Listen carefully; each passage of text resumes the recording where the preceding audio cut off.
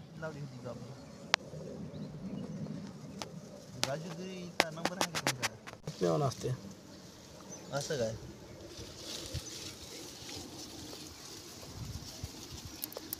Strawberry घेऊन जा.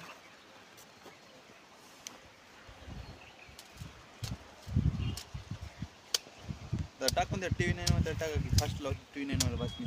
ते टाकतो.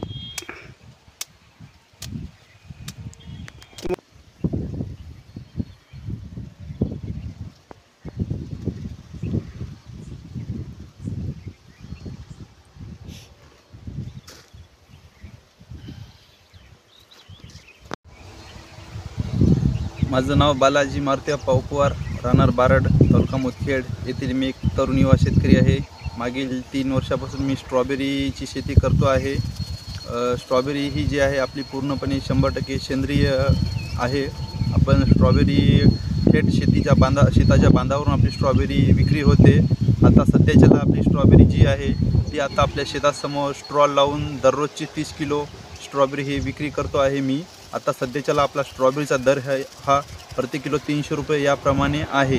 व माझी पूर्ण जी स्ट्रॉबेरी आहे 30 किलो, पूर्ण स्ट्रॉबेरी माझी जी 30 किलो आहे ती आत्ता शेताच्या बांधावरून थेट खरेदी होत आहे, विक्री होत आहे. एकूण याला खर्च किती झाला, लागवड कशी प्रमाणात कुठून? ह्याचा खर्च जर पाहिला तर 10 गुंठ्यासाठी साधारणतः याचा खर्च जे आहे ते 1.5 लाख रुपये येतो. तर ह्याला जे आहे आपण सेंद्रिय करत असल्यामुळे आपली स्ट्रॉबेरी जी आहे ती थेट शेतामधून विक्री होते आहे. आतापर्यंत उत्पन्न किती झाले, एकूण किती होईल अशा आशा? आत्तापर्यंत उत्पन्न साधारणतः माझं 1 लाख रुपयाच्या आसपास झालेलं आहे. अजून 5 लाख रुपयाची मला अपेक्षित उत्पन्न आहे स्ट्रॉबेरीपासून.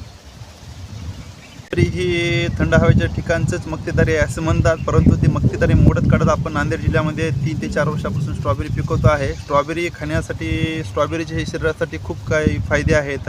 स्ट्रॉबेरी ही मधुमेह, डायबिटीज, शुगर ह्या माणसांसाठी सर्वात फायद्याची असते. शेतकऱ्याला काय संदेश देणार? शेतकऱ्यांनी शेतीमध्ये नवनवीन प्रयोग करून पाहावे व स्ट्रॉबेरीसाठी एक नवीन स्ट्रॉबेरीकडे वळावे. स्ट्रॉबेरी एक नगदी पीक म्हणून स्ट्रॉबेरी घेण्यासाठी शेतकऱ्यांची काहीच हरकत नाही. शेतकऱ्यांनी स्ट्रॉबेरी शेतीकडे यावे.